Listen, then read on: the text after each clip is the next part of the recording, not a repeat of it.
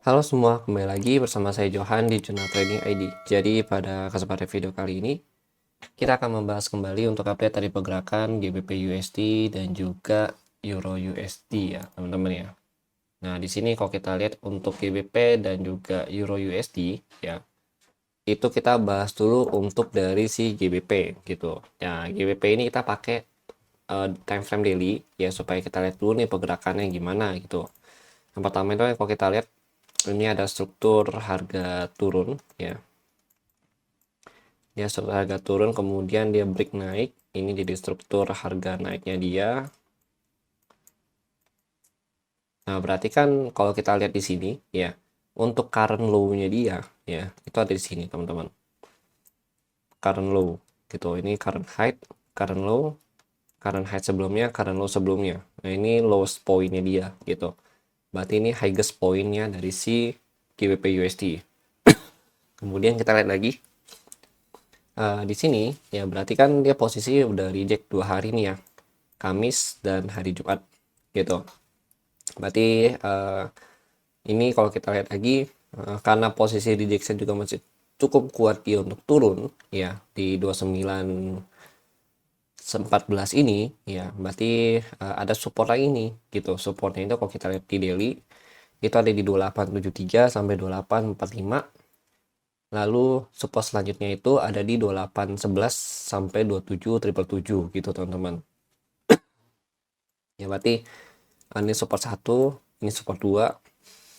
Nah, ini kalau kita lihat area-area support ini ya, itu adalah area support yang bisa dikatakan sebagai area breakout point ya. Breakout point untuk GBP USD itu sendiri di time frame mana? Di time frame daily gitu teman-teman. Berarti kan si GEO ini ya, itu dia ada potensi nih untuk turun ke sini. Satu, ya ini support pertama. Kita coba lihat ya ada ancang-ancang untuk buy atau enggak. Kalau memang nggak ada konfirmasi dan juga rejection, berarti kita tunggu lagi nih, dia ada support 2 gitu. Nah, berarti main level ya dari si Euro ini, GBP ini ada di sini. Nah, ini main level dia juga gitu. Jadi selama dia bertahan di atas 27.777 ya, itu dia masih ada kesempatan untuk pullback naik lagi ke atas gitu. Retest kemana bang? Retest yang pertama itu kesini dulu ya. Itu di area breakout dari time frame daily-nya dia di sini ya. Breakout daily yang dari atas sini ya, dari sini gitu. Baru dia lanjut tuh naik ke bawah gitu teman-teman. Tapi kalau misalkan dari sini dia rebound ya, terus dia break dari 2931 ya, dari sini berarti dia lanjut lagi untuk retest kembali ke harga tertinggi dia gitu, yaitu di level harga kurang lebih di level 30 sampai 30.50 gitu. Kenapa ya? Karena memang sebenarnya untuk si GBP ini ya, potensinya masih lebih besar untuk naik gitu teman-teman, karena posisinya dari si DXY atau indeks dolar ya, di sini nih si indeks dolar ini ada pemangkasan suku bunga dari si The Fed itu sendiri untuk kedepannya gitu, yang nantinya mungkin ya bisa memberikan tekanan ya penjualan untuk si USD itu atau si DXY ini, sehingga nanti DXY kemungkinan ya potensinya lebih besar adalah lanjut turun ya, dia lanjut turun lagi, dan penurunannya itu bisa nanti mungkin sampai ke level 102.66 sampai 102.09 kembali gitu teman-teman, yang nantinya mungkin ya kita nggak tahu nih ya, tapi kalau kita lihat secara garis besar ya, si GBP ini ya, GBP USD itu juga masih ada potensi dia untuk naik kembali ya. Jadi dia maksimal turun sampai sini, terus lanjut lagi nih naik sampai di atas 30 ya, atau bahkan bisa ke 31.37 sampai 3108 gitu. Karena kan sebelumnya kalau kita lihat sini kan polanya begini.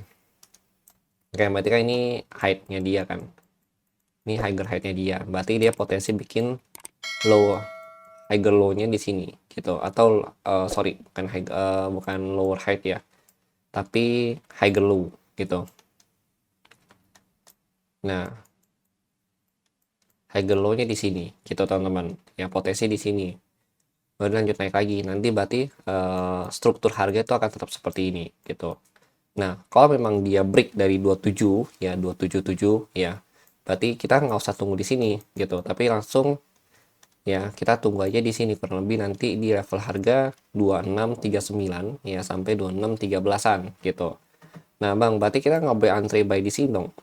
Sebenarnya bukan nggak boleh, ya boleh aja, cuma memang resikonya agak tinggi. Kenapa? Karena sebenarnya ini tuh satu zona gitu. Jadi dari mulai angka 2702 ya sampai 2613 ini satu zona gitu teman-teman. Ya ini kurang lebih ada 100 pip lah ke sini ya teman-teman ya.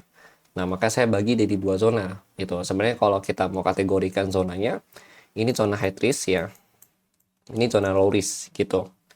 Oke, jadi kalau memang kita dikasih market ya, dapat zona yang low risk ya. Ini di support struktur harga ya, mungkin kita bisa tandain aja di sini. Nah, di sini support struktur harga itu akan lebih bagus lagi gitu. Nanti target kita di mana? Target kita nanti bisa ke atas ini lagi gitu. Ya, di 27 atau bahkan height yang sebelumnya itu di 30 sampai 30 50 gitu, teman-teman. Nah, tapi kalau misalkan in case dia berhasil break dari 2613 atau 2639, berarti struktur harga naik dari si daily-nya ini rusak gitu ya, rusak. Ya, nanti dia akan masuk ke dalam masa transisi tren kembali ya, yang nantinya dia akan berubah jadi uptrend menjadi downtrend kembali gitu teman-teman. Oke, nah itu untuk GBP USD gitu.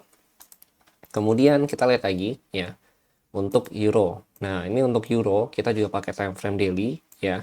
Kenapa Bang kalau falas itu banyak kan pakai time frame besar kayak 4 jam daily gitu kan? Karena pergerakan falas ini kan kecil gitu ya, range-nya gitu teman-teman. Jadi kalau misalnya kita pakai seperti gold ya, kita aplikasikan 15 menit, 5 menit, ya 30 menit itu akan terlalu besar range-nya gitu. Dan memang daily falas ini kan pergerakan juga tidak sevolatil gold ya.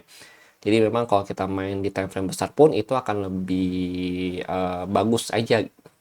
Dan kalau menurut saya sepersonal selama ini saya main falas memang paling minimal itu time frame 30 menit untuk entry gitu. Biasanya saya main di 1 jam gitu kan untuk entry poinnya gitu teman-teman.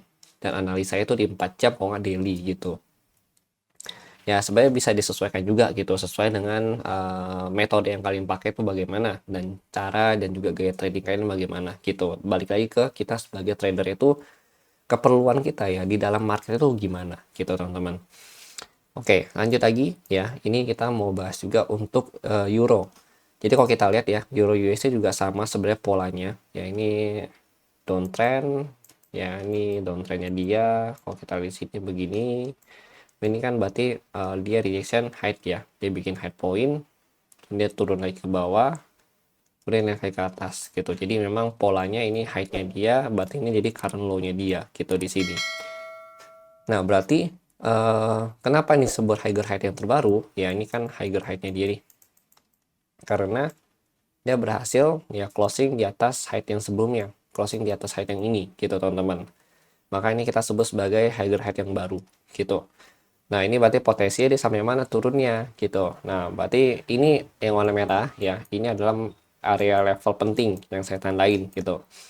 Nah, ini kan dia berarti ada di area support minornya dia gitu. Ini minor support ya, teman-teman ya. Minor support di 882 sampai 862. Kemudian kita mulai looking for buy lagi yaitu di sini. Di kurang lebih level harga 822 sampai 798 gitu. Baru kita coba cari ancang-ancang untuk buy. Karena di sini kalau kita lihat ya memang ada rejection cukup kuat ya dari level ini gitu. Beda ya. Beda sama area ini yang di 882 ini. Kalau di sini memang ada rejection, cuma memang rejection itu tidak begitu kuat dan memang selalu dia baliknya itu ke 822 sampai 798 gitu. Ini kurang lebih paling kalau kita lihat di sini ya. Itu hanya sekitar 26 pip gitu. Padahal kita pakai time frame daily gitu. Makanya kalau untuk Fales itu menurut saya cukup cocok gitu. Pakai analisa time frame daily sama 4 jam, kemudian eksekusi di 1 jam atau 3 jam tuh 30 menit itu masih oke gitu. Kemudian kita lihat lagi ya. Kita lihat lagi di sini berarti ada satu ya support yang kita pantau. Ya ini kalau dia buat lagi begini, berarti dia ada potensi break height sini ya gitu. Ada potensi untuk bikin height baru lagi nanti ada di main level ini gitu. Itu di 10.000 ya sampai 969 gitu teman-teman. Berarti ini ancang-ancang posisi buy pertama, nah buy kedua itu di sini ya di main level dia juga. Ini saya breakout daily juga dari posisi sideway-nya dia gitu. Kemudian ada lagi yang kedua, yang ketiga di sini. Ya, ini posisi buy ketiga dan posisi buy keempat di sini. Ya, ini cukup kuat. Kenapa? Karena ini support dari struktur harga gitu, teman-teman. Nah, ini Bang support struktur harga apa? Sebenarnya kalau kita lihat ini support dari struktur harga pergantian trennya dia gitu, teman-teman. Jadi dari downtrend, ya ini kan posisi dia downtrend turun ya kan. Jadi uptrend gitu di sini, posisi naik gitu, teman-teman. Oke, ya jadi itu ya beberapa skenario saya untuk euro ya, dan nanti kalau kita ketika dia balik lagi ke atas ini ya, misalkan in case dia nggak ngebreak di 88.2 nih gitu kan pas saat harga open gitu, terus dia naik ke atas, ya udah kita tinggal coba lihat dulu ya nanti apakah di sini dia dari reaction atau enggak. Kalau memang belum ada maka kita nanti tunggu di main level gitu. Tapi kalau misalkan in case dia punya reaction ya seperti pola penjualan dan didukung dengan volume ataupun instrumen lainnya, itu kalian boleh tuh ngambil gitu. Karena nanti saya juga pada saat dia balik lagi ke 946 ini, saya mau lihat juga nih apakah ada kesempatan kita untuk sell atau enggak gitu. Kalau memang ada, ya saya akan ambil ya dengan target nanti di sini di 882 sampai 862 ya. Terdekatnya kemudian bisa sampai ke sini 822 sampai 798 kembali untuk target yang cukup jauh atau long termnya dia gitu, teman-teman. Oke, jadi mungkin itu ya, berarti kalau dia naik kayak gini ada potensi jadi double top gitu. Top 1 ini top 2. Jadi ini top 1 ini top 2 nanti. Kalau misalkan skenario dia balik ke atas gitu, teman-teman. Oke, jadi itu dulu yang saya sampaikan. Ya, terima kasih bagi yang sudah nonton dan sampai jumpa pada video berikutnya.